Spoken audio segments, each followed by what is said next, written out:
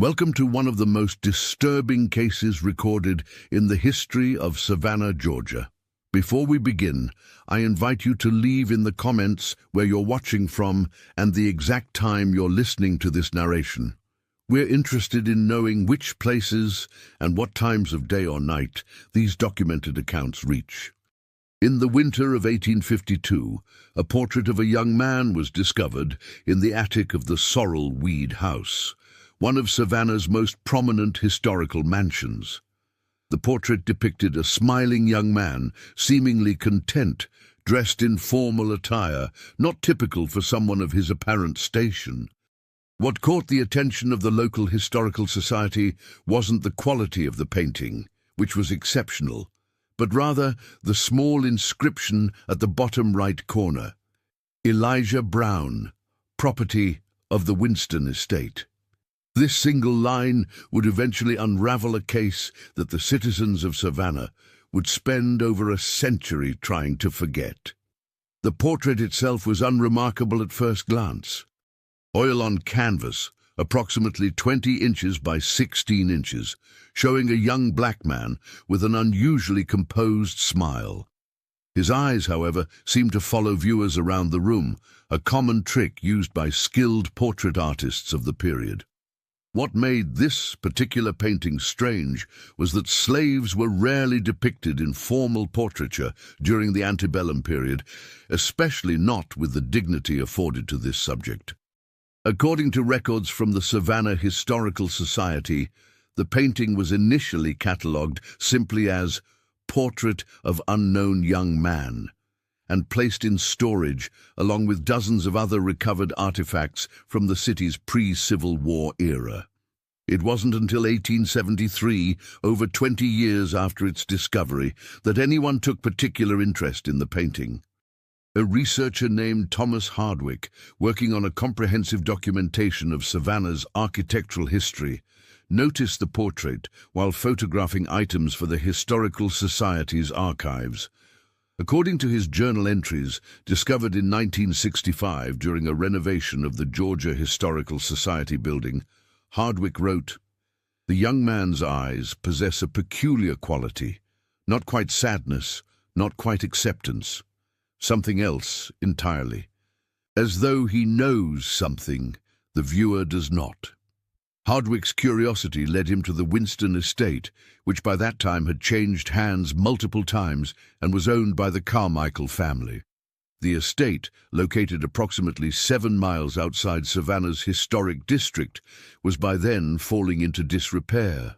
The original Winston family had lost most of their fortune during the Civil War, and subsequent owners had lacked the funds to maintain the once impressive property. According to county records from 1873, Hardwick was granted permission to search the estate's remaining documents, most of which were stored in a small outbuilding that had once served as an overseer's residence.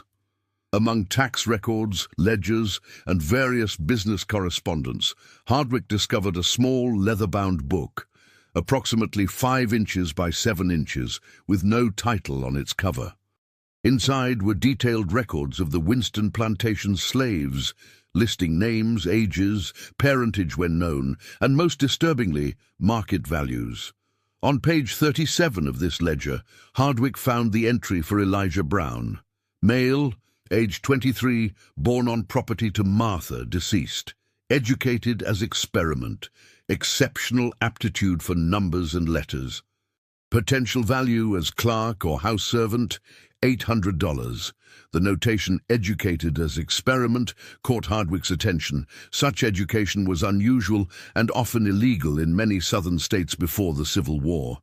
Another entry, dated October 12, 1851, noted, "EB continues to surpass expectations, has begun maintaining secondary ledgers with minimal supervision, demonstrates remarkable recall of business transactions.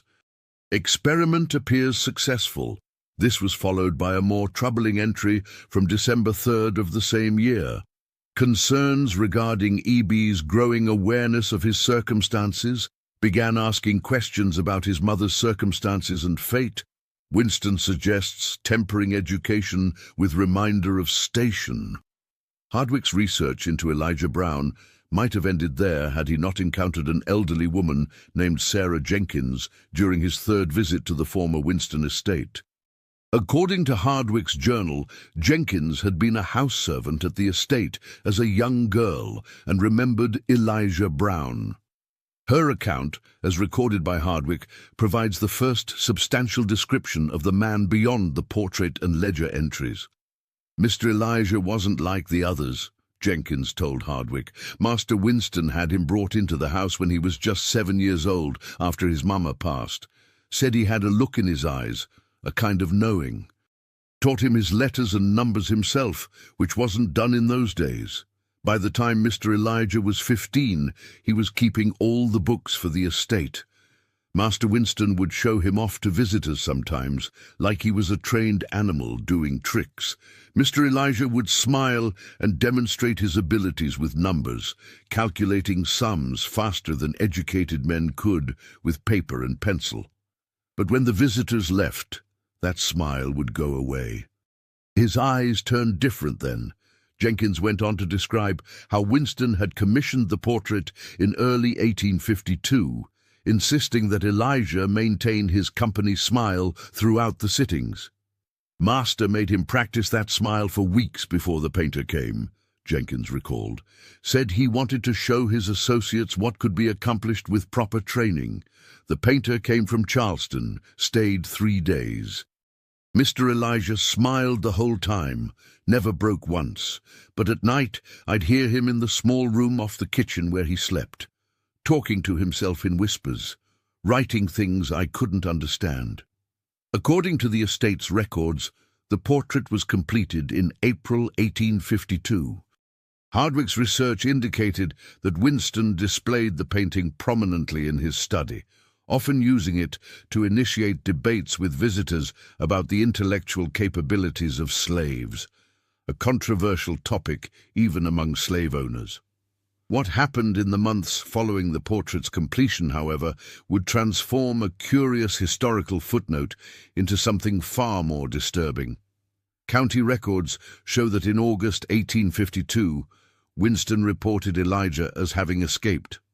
A reward notice appeared in the Savannah Republican newspaper on August 17th. Runaway, educated Negro man, answers to Elijah, age 24, can read and write with proficiency, may attempt to pass correspondence as written by a white man. $100 reward for return to Winston Estate. The notice ran for 3 consecutive weeks, then disappeared from the paper's pages. No further mentions of Elijah's escape or capture appear in public records. Hardwick might have concluded that Elijah had successfully escaped north had he not discovered a series of unusual entries in Winston's personal diary, which had been stored separately from the plantation records. The diary, bound in faded red leather, with the years 1852 through 1854 embossed on the spine, contained increasingly erratic entries beginning in late August 1852, just days after the first runaway notice appeared in the newspaper. The entry dated August 20th reads, "E. did not escape as reported. Necessity required fabrication following discovery of his private writings. Contents too disturbing to detail here. Have secured him in the old storage cellar while determining appropriate course of action. Sarah instructed to inform all that he has run off north." A subsequent entry dated August 25th provides a more troubling glimpse into the situation. E.'s confinement continues. He shows no remorse, maintains that his calculations were correct. The ledgers he kept in secret suggest systematic discrepancies going back 3 years. Funds diverted, transactions recorded incorrectly. The extent of his deception is yet unknown. More concerning are his writings about the others. He has been watching us as we watched him, recording observations, weaknesses. When questioned, he simply smiles, the same smile as in the portrait. It unsettles me greatly. The diary entries become increasingly preoccupied with Elijah in the weeks that follow. Winston describes sleepless nights, hearing what he believed were whispers coming from the sealed cellar. On September 10th, he wrote, "Sarah and 2 others claim they've seen E in the main house at night, despite the cellar door remaining securely locked. Impossible, of course. Yet the ledgers in my study show new entries in his distinctive hand. A trick of the mind, surely, have increased the guard at night regardless. The final mention of Elijah in the diary comes on October 3rd. The matter with E has been resolved permanently. Cellar sealed. Portrait to be removed from study and destroyed. Sarah dismissed for spreading rumors among the others. Must focus now on reviewing all accounts and business dealings of the past 3 years to assess the damage done." Hardwick's research indicates that Winston's financial situation deteriorated rapidly in the months following this entry. By early 1853, he had sold several parcels of land and a number of slaves. Correspondence with his bankers in Savannah suggests mounting debts and discrepancies in his accounts that he struggled to explain. A letter from the Bank of Savannah dated February 1853 states, "The inconsistencies in your recent submissions cannot be attributed to simple accounting errors. The pattern suggests deliberate misrepresentation spanning multiple quarters. The bank must insist on immediate clarification and full repayment of all outstanding sums." Winston's response to this letter has been lost to time, but records show that by June 1853 he had sold his remaining property in Savannah and relocated to a much smaller estate near Augusta, Georgia. The once prominent Winston family effectively vanished from Savannah society. The portrait of Elijah, which Winston had supposedly intended to destroy, somehow made its way to the Sorrel Weed house, where it was discovered during renovations nearly a year later. Hardwick's investigation might have ended there had he not decided to examine the former Winston estate one final time before concluding his research. In his journal entry dated July 7, 1873, he wrote, "Return to the Winston property today to clarify several points regarding the architectural modifications made during the 1840s. The current caretaker, a Mr. Reynolds, permitted me to examine the lower levels of the main house, which have remained largely untouched since the Winston family's departure. Among the various storage rooms and wine cellars is a curious space, a small room, approximately 8 feet by 10 feet, with no windows and a door that appears to have been sealed and then reopened at some point. The walls are unusually thick, and the room sits apart from the other basement chambers. When I inquired about its purpose, Reynolds seemed uncertain, suggesting it might have been a secure storage area for valuables." Hardwick goes on to describe his examination of this room. "The space is empty now, save for a small desk against one wall. The desk appears significantly older than the other furnishings I've observed in the house. Upon closer inspection, I discovered that the inside of the drawer contains writings carved directly into the wood with what must have been a sharp, narrow implement. The text is tiny, precise, and covers every available surface inside the drawer. Much of it appears to be columns of numbers, similar to accounting entries, but without any contextual labels to indicate what is being counted or calculated. Interspersed among these figures are passages of text, written in an educated hand that suggests the writer was well versed in the conventions of written English." According to Hardwick's journal, he copied several of these passages into his notebook. The largest legible section read, "They believe the portrait captures merely my face. The artist was skilled but unobservant. He did not notice how I studied him in return, learning his technique. He did not understand that with each brushstroke he was creating not just an image, but a window. Winston sees only what he wishes to see, a carefully crafted specimen that validates his worldview. He does not see how the ledgers speak to me, how numbers reveal truths that words conceal. 3 years of patience, 3 years of watching and recording, 3 years of smiling, The calculations are complete now. The adjustments have been made. Even if they discover my methods, the damage is irreversible, and I will continue to smile from the frame, watching as understanding dawns. Hardwicke's final journal entry regarding Elijah Brown expresses his growing unease with the case. I find myself returning repeatedly to the portrait, which remains in storage at the Historical Society. The subject's expression, which I initially read as a simple smile, now seems to convey something more complex, a kind of knowing satisfaction.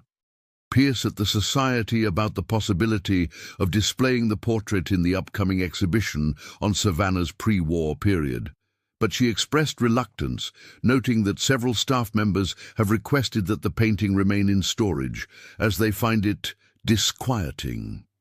Perhaps it is merely suggestion working upon my mind after uncovering the strange circumstances surrounding its creation, but I cannot shake the feeling that the young man in the portrait is indeed watching, not from the past, but somehow from a continuous present, still observing and recording our reactions to his image. Hardwicke's research notes and journal were stored in the Georgia Historical Society archives following his death in 1881. I've spoken with Mrs. The portrait itself remained in storage until 1927, when it was briefly displayed as part of an exhibition on African American history in Georgia. According to exhibition records, the painting was removed after just 3 days due to complaints from both staff and visitors who reported feeling watched or followed by the subject's gaze. The curator's notes indicate that one elderly visitor, whose name is not recorded, became visibly distressed upon seeing the portrait, claiming, "That's him! That's the Winston boy, still smiling after all these years."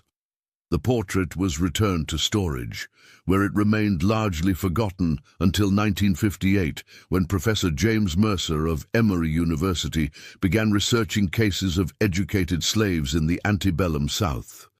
Mercer's notes, published in the Journal of Southern History in 1960, mention the portrait of Elijah Brown as a remarkable example of how certain slave owners, despite the prevailing attitudes of the time, recognized and even cultivated the intellectual capabilities of those they enslaved, though typically for their own benefit rather than out of humanitarian concern.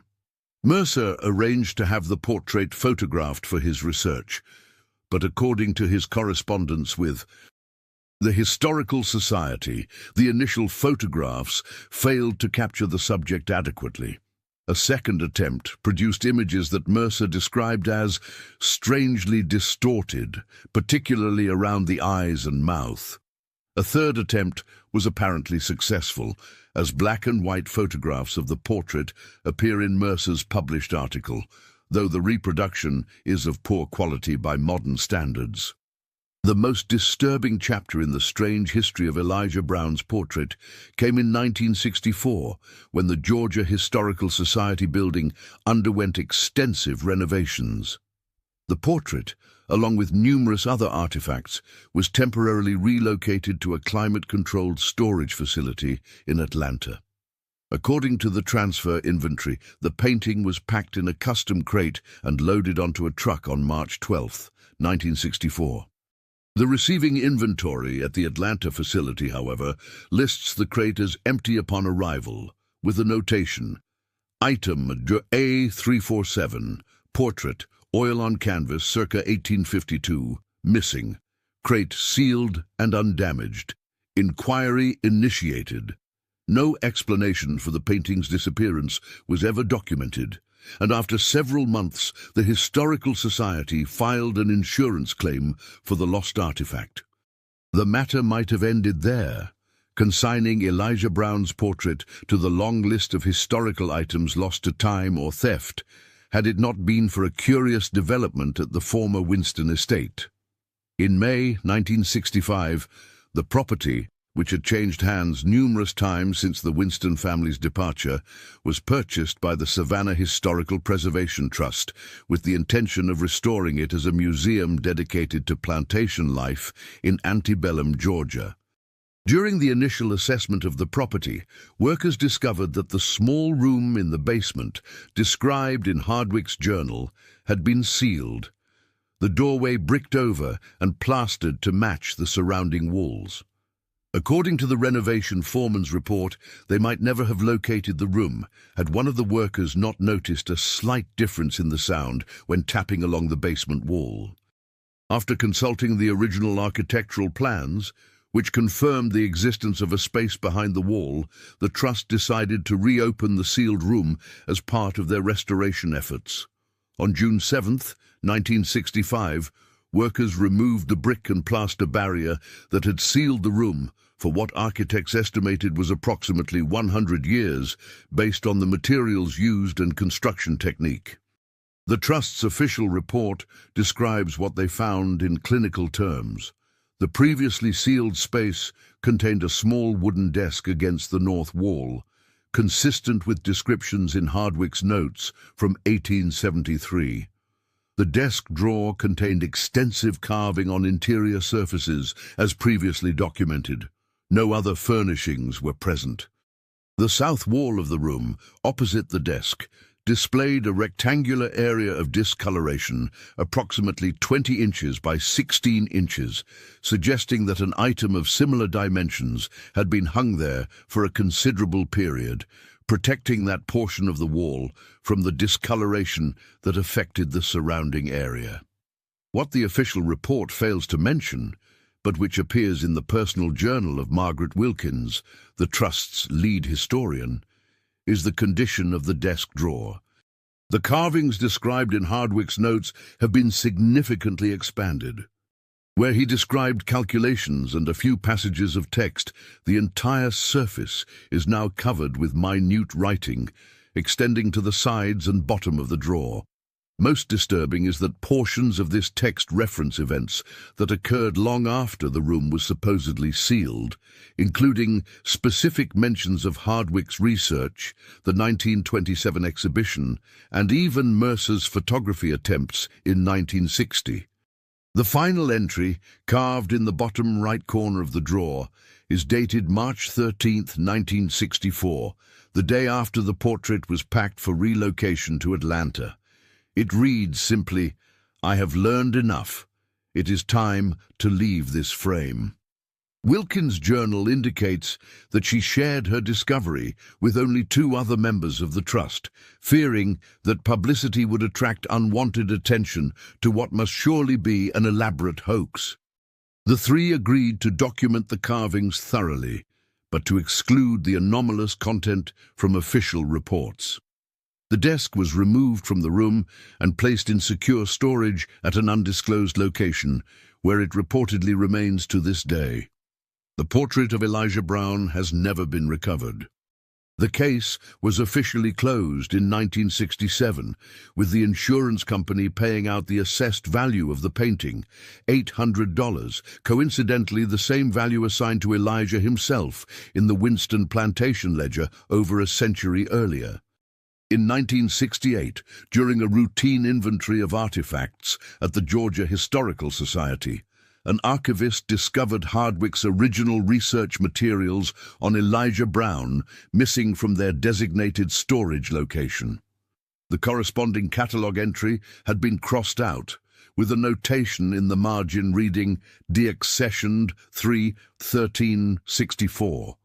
No record of any official deaccession exists, and no staff member employed at that time recalled removing the materials or making the notation.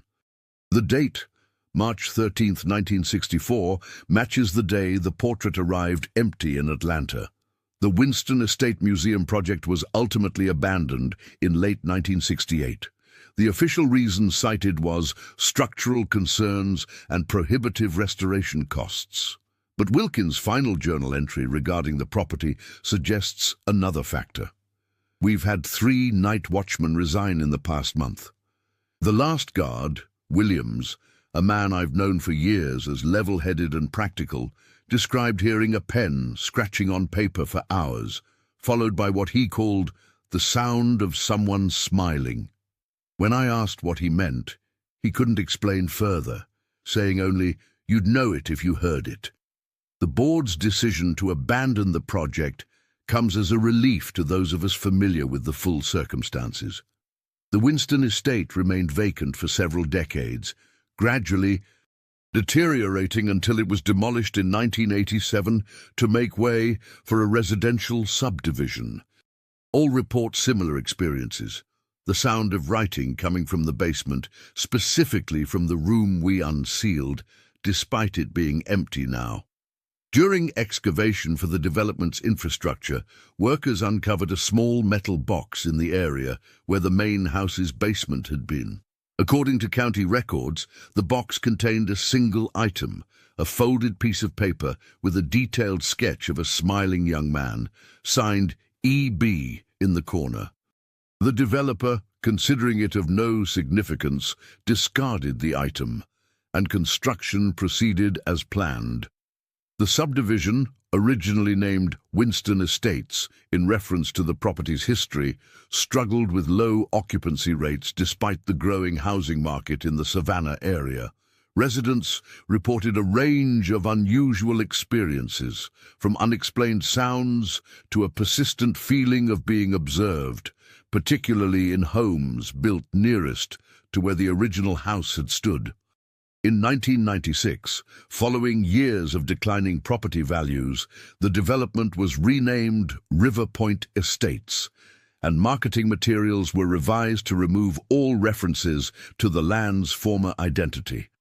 In 2002, during renovations to one of the oldest buildings in Savannah's historic district, a structure that once housed a bank where Winston conducted his business, workers discovered a hidden compartment in the wall of what had been the bank manager's office.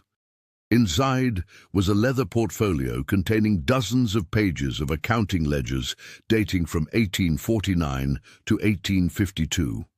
The handwriting, described by experts as exceptionally neat and precise, detailed hundreds of financial transactions, many involving the Winston estate.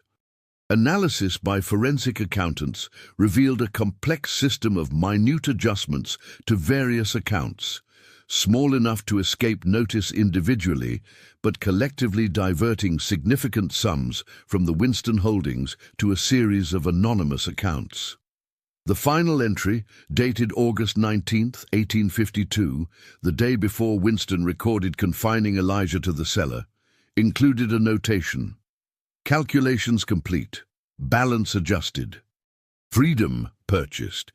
The ledgers were donated to the Georgia Historical Society, where they remain available to researchers.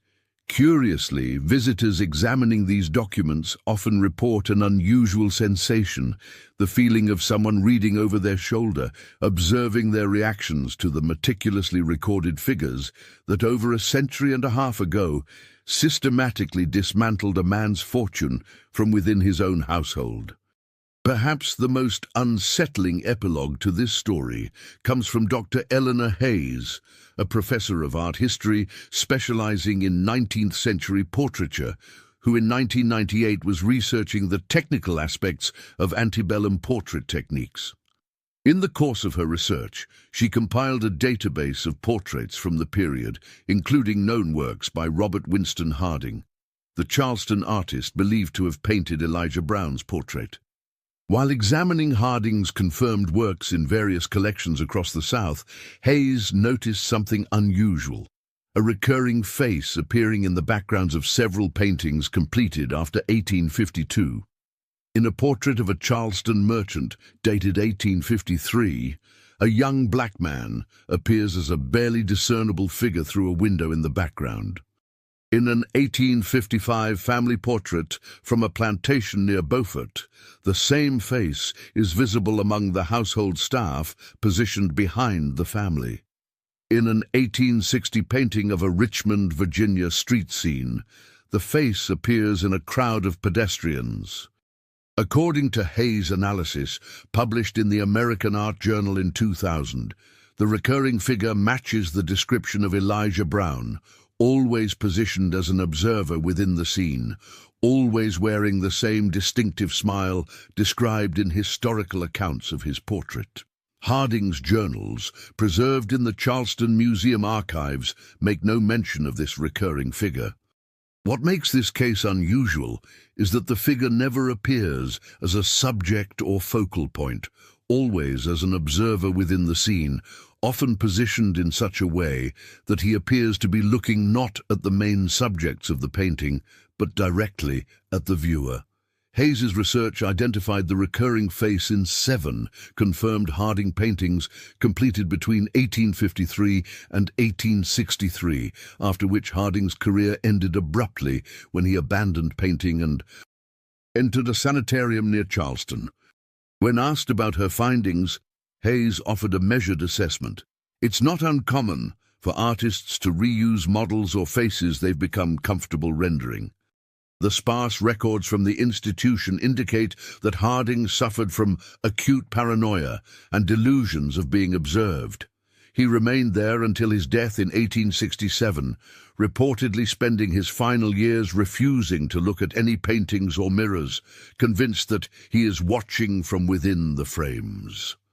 To this day, the portrait of Elijah Brown remains missing. The Winston family line died out in the early 20th century.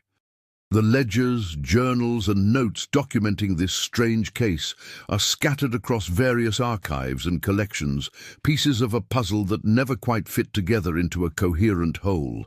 What remains most clearly is the description of that smile, the one Winston forced Elijah to practice for weeks before the portrait sitting. The smile that seemed to hold something back, to know something the viewer did not. Some historians have suggested that Elijah Brown's story represents nothing more than an unusually well-documented case of a slave using education provided by his owner to orchestrate his own liberation, a small victory against the brutal institution of slavery.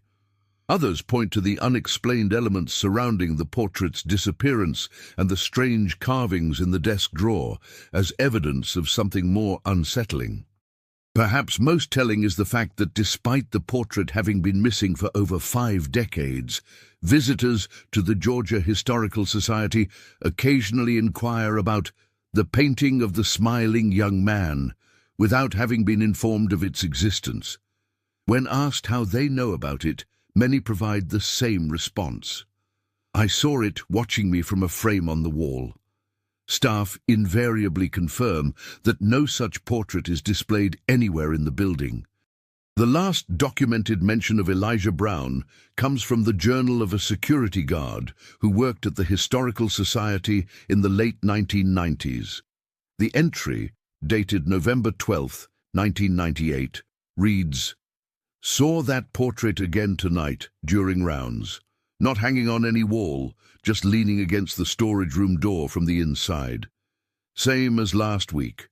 Maintenance says they've found no painting when they check. Tonight I stopped and looked at it properly for the first time. The young man's smile seems different now, satisfied somehow, like someone who has successfully concluded a long project. I don't think I'll be seeing it again." He was right. No further sightings of the portrait have been reported at the Historical Society. But across Savannah and beyond, in museums, historical homes, and private collections, visitors occasionally report a curious phenomenon: the sense that among the faces captured in centuries-old paintings, one in particular seems to be studying them in return. Always in the background, always observing, always with the same knowing smile.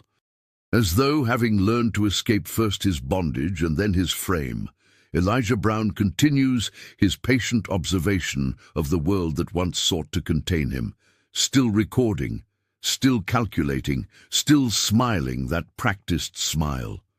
In 2003, a graduate student named Michael Collins was researching antebellum accounting practices for his doctoral dissertation when he discovered an unusual pattern in the financial records of several prominent Savannah families who had business dealings with the Winston estate. Collins noticed that each family experienced unexplained financial discrepancies beginning around 1849 and continuing until approximately 1853, the same period during which Elijah Brown was maintaining the Winston ledgers. "The pattern is remarkably consistent," Collins wrote in his thesis, later published in the Journal of Economic History. "Small adjustments to various accounts, typically no more than 1 or 2% of any given transaction, but implemented systematically across hundreds of entries. The cumulative effect was substantial capital displacement that wouldn't be noticeable without modern computational analysis. What's most interesting is that the funds didn't simply disappear. They appear to have been redirected through a complex series of transactions that ultimately consolidated the diverted sums in several accounts at the Freedmen's Savings Bank, established after the Civil War." Collins estimated that the total sum diverted through this method would have amounted to approximately $25,000 by 1853, an enormous sum for the period, and more than enough to purchase freedom and establish a comfortable life elsewhere. But his research revealed no evidence that Elijah Brown was ever recorded as having purchased his freedom, nor did any individual matching his description appear in Freedmen's bank records as accessing the accumulated funds. In 2007, during digitization of the Savannah City Archives, a researcher discovered an unusual property deed dated January 1858, nearly 6 years after Elijah Brown's supposed escape or confinement. The deed documented the purchase of a small parcel of land in what was then the outskirts of Savannah by an E. Winston, described in the document as a free man of color. The transaction was unusual for several reasons. It was rare for Black Americans to purchase property in Georgia during this period. The buyer's signature on the deed showed education well beyond what was typical for the time. And most notably, the property was located less than half a mile from the former Winston estate. According to survey records, the land purchased by E. Winston had a small elevation that provided a direct line of sight to the main house of the Winston property. The deed specified plans for construction of a modest dwelling with studio space appropriate for an artist, though city records show no evidence that any structure was ever built on the property. The land remained in E. Winston's ownership until 1864, when ownership reverted to the city due to unpaid taxes. No further records of E. Winston appear in any Savannah archives. Dr. Camille Roberts, an art historian specializing in hidden narratives in Southern portraiture, published a paper in 2012 suggesting that Elijah Brown may have been more than just an educated bookkeeper. Her analysis of Hardwick's notes and the fragmentary descriptions of the portrait indicate techniques that weren't commonly employed by white artists of the period. The description of the subject's gaze following viewers around the room suggests the artist used a specific technique for rendering eyes that creates this illusion, Roberts wrote. This technique was well known in European artistic traditions, but was not widely employed by American portrait artists of the period, with the notable exception of several black artists who had trained in Europe. The possibility that Elijah Brown may have received some form of artistic training, or perhaps even collaborated with the artist who painted his portrait, offers an intriguing new dimension to this case. Roberts's theory gained unexpected support in 2015, when a letter dated 1850 from plantation owner Richard Hartwell to Francis Winston was discovered during restoration of a historic home in Charleston. In the letter, Hartwell inquires, "Has your experiment with the young man's artistic education yielded the results you anticipated? Our mutual friend Harding speaks highly of his natural ability, particularly his grasp of perspective and the human form. I remain skeptical that such talents can be developed to a professional standard in one of his race, but would be most interested to view the results when next I visit Savannah." No response from Winston to this inquiry has been found, and no other documents directly confirm that Elijah received artistic training. However, the letter suggests that Winston's experiment in educating Elijah may have extended beyond literacy and accounting to include artistic instruction, possibly from the very same Robert Winston Harding, who would later paint Elijah's portrait. The strange case took another turn in 2018 when the Telfair Museums in Savannah received an anonymous donation of a small leather-bound sketchbook. The accompanying note stated only, "Found among my grandfather's effects, believed to be connected to the EB case." Museum staff initially catalogued it as a 19th-century artist's sketchbook of unknown provenance, but closer examination revealed a small EB pressed into the leather on the back cover. The sketchbook contained dozens of detailed pencil drawings, primarily studies of faces in various expressions. Art experts confirmed that the sketches dated approximately to the mid-19th century based on the paper and materials used. Most striking were several self-portrait studies of a young black man with a composed, almost enigmatic smile, a face that matched descriptions of Elijah Brown from historical accounts. More disturbing were the later pages, which contained meticulously detailed sketches of the Winston family, servants, and various visitors to the estate, each captured in unguarded moments, sleeping, arguing, or engaged in private activities. The sketches had the quality of surveillance, each annotated with dates, times, and occasional brief notes about the subject's habits or weaknesses. The final pages of the sketchbook contained technical studies of portrait painting techniques, focusing particularly on the rendering of eyes. One page bore a single cryptic notation: "The frame is both prison and window. The observer can become the observed. The portrait can become a portal." Dr. Roberts, who was invited to examine the sketchbook, noted similarities between the techniques studied in these drawings and those employed in the portraits, where Hayes had identified Elijah's face appearing in the background. If Elijah Brown received artistic training from Harding, and if he was indeed the creator of these sketches, it suggests a level of artistic ability that could potentially explain some of the more inexplicable aspects of this case, Roberts wrote in her analysis. The study of portraiture is, in essence, the study of how to capture a person's essence within a frame. For someone like Brown, whose personhood was legally denied, whose very self was considered property, mastering this art may have taken on profound additional dimensions.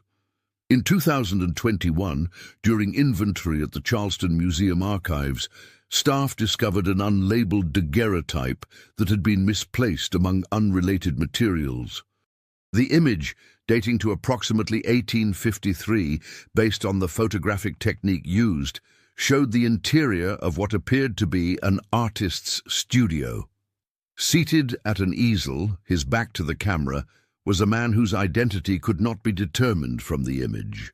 On the easel was a portrait in progress, a plantation scene with a family gathered on a porch. And barely visible in the background of the painting within the photograph, watching from the edge of a nearby field, was a figure whose face, though small in the image, bore a striking similarity to the descriptions of Elijah Brown.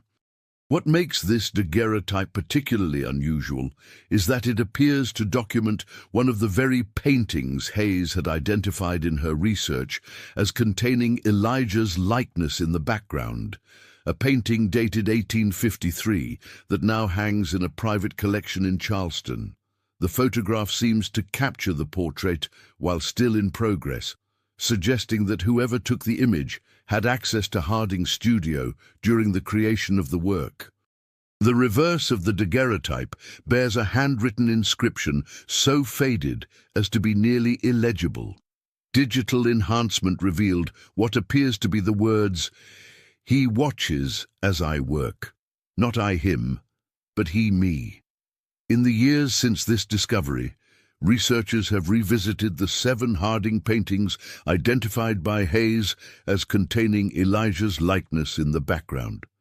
Advanced imaging techniques have revealed something previously unnoticed. In each painting, the eyes of the Elijah figure appear to be looking not just at the viewer, but specifically at the main subject of the portrait.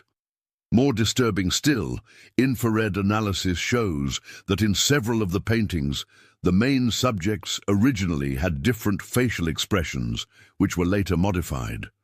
In each case, the changes made the subjects appear more vulnerable, more revealing of character flaws or weaknesses. Dr. Roberts has proposed a theory that has gained both supporters and detractors in academic circles. She suggests that Elijah Brown may have found a form of freedom neither through escape nor through purchasing his liberty, but through a more unusual route by somehow inserting himself into Harding's works. The recurring presence of his likeness in these works, always positioned as an observer of the main subjects, could represent a form of artistic signature, or perhaps something more profound, a deliberate subversion of the very medium that had been used to objectify him in his own portrait. This theory might explain Harding's eventual psychological collapse and his specific delusion of being watched from within frames. It might also explain the strange carvings in the desk drawer discovered at the Winston estate, with their references to events that occurred long after the room had supposedly been sealed.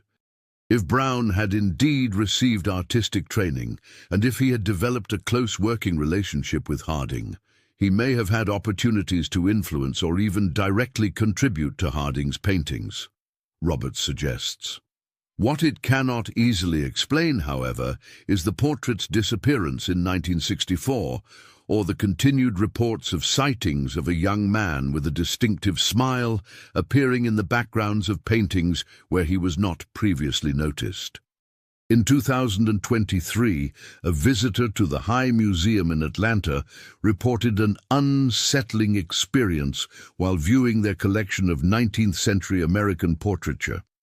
The visitor, an art history professor from Emory University, claimed that in a painting dated 1860, a formal portrait of a Georgia judge, she noticed a figure in the background that had not been present when she had previously studied the same painting for a research project. According to her account, partially visible through a window behind the judge's desk, was the face of a young black man with an unmistakable smile, his eyes fixed not on the judge, but directly at the viewer.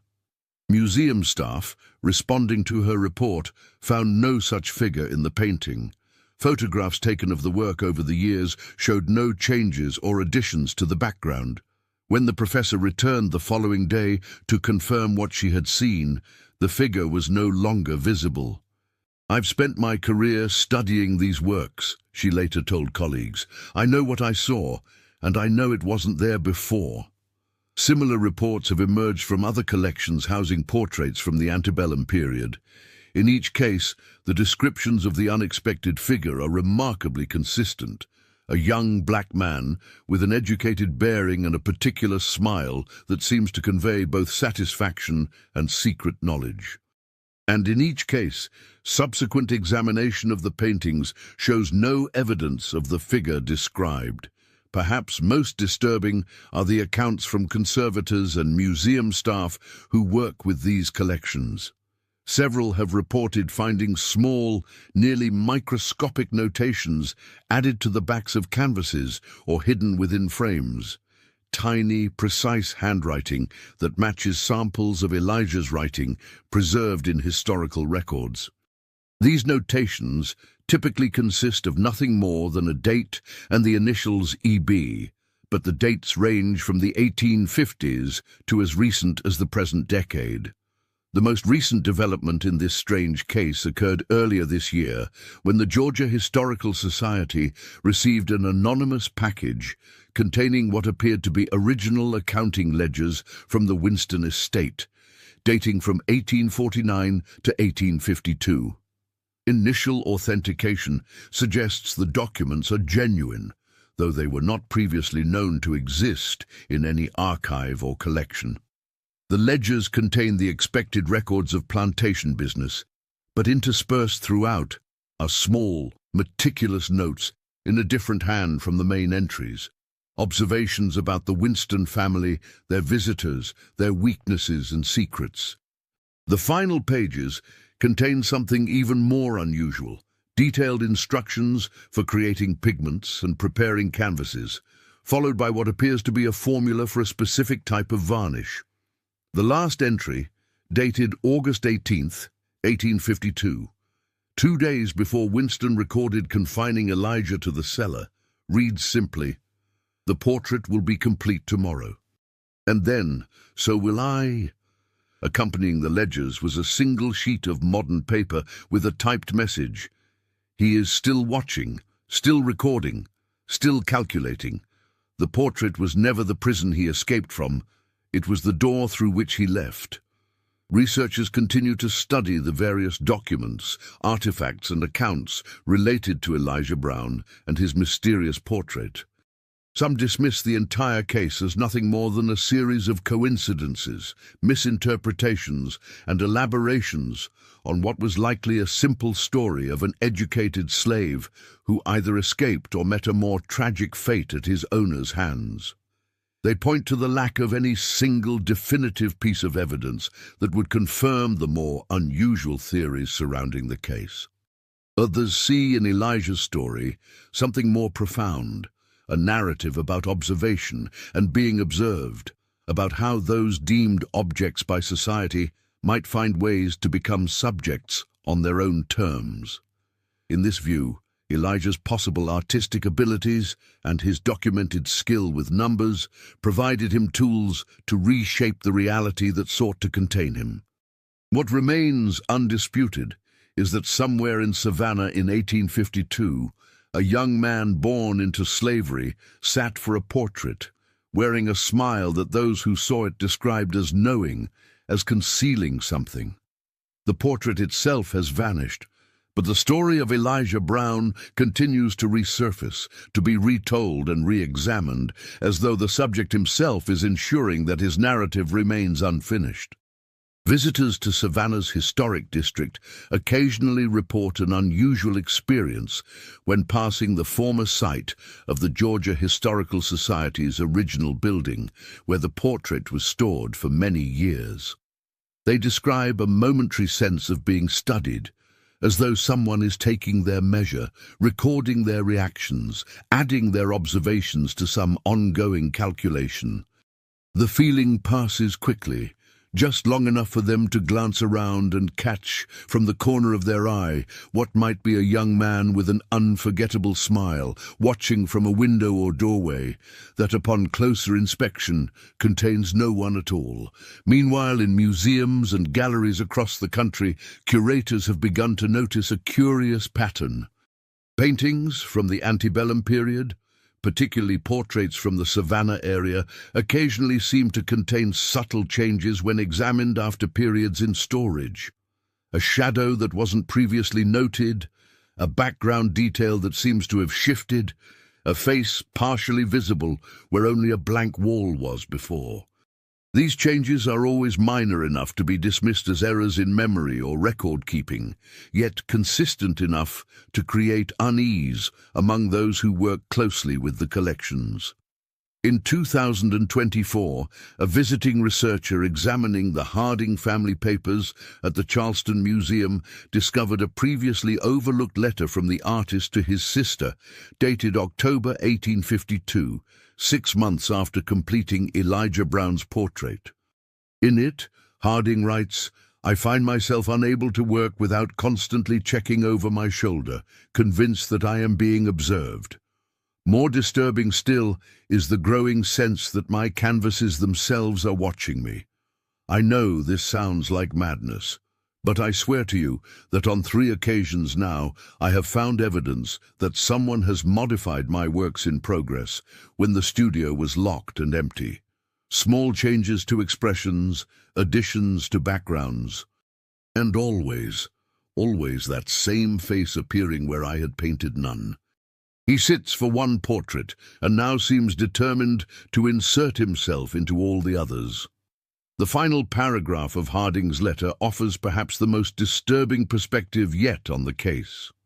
I begin to wonder if it was ever truly my brush that created his likeness, or if I was merely the instrument through which he found a way to capture himself, not as property to be displayed, but as an observer who would never again be confined to a single frame. He watches now from everywhere and nowhere, having learned that portraits need not be prisons. They can be windows through which one might step, leaving behind only a smile that says, "I have found the way out." As for the original portrait of Elijah Brown, it remains missing. The empty crate that arrived in Atlanta in 1964 sits in the Georgia Historical Society's storage facility, preserved as part of the case's documentation. Occasionally, staff report hearing a sound from within it, not the rattle of a frame or canvas, but something softer, more deliberate. Something that, as the night guard once wrote, sounds remarkably like someone smiling. Perhaps Elijah Brown, born into a system that denied his humanity and treated him as property, found a unique form of liberation, not by escaping north like so many others, but by discovering a way to step between frames, to move from being the observed to being the observer. Perhaps, in learning to maintain that practiced smile for the portrait Winston commissioned, he discovered something about the nature of representation itself, about how an image might become more than just a record, might become a doorway, or perhaps, as some suggest, the story of Elijah Brown and his vanished portrait is nothing more than a peculiar historical footnote, embellished over time into something more mysterious than the reality warrants. Perhaps the portrait sits forgotten in some private collection, unremarkable, except to those who know its history. Perhaps Elijah himself simply escaped or died, his fate no different from countless others born into bondage in that dark chapter of American history. Whatever the truth, the story of the portrait of the smiling boy, born a slave, continues to resurface, to be rediscovered by each new generation of researchers. And in galleries and museums across the country, visitors occasionally report a curious sensation while viewing antebellum portraits. The feeling that among all the faces captured in frames, one in particular is not simply preserved in paint, but actively watching, recording, calculating, still smiling that same knowing smile that Winston made him practice, but now on his own terms. No longer the subject, but the observer. No longer contained, but free to move from frame to frame, from past to present, ensuring that his story, like his gaze, never remains fixed in a single perspective.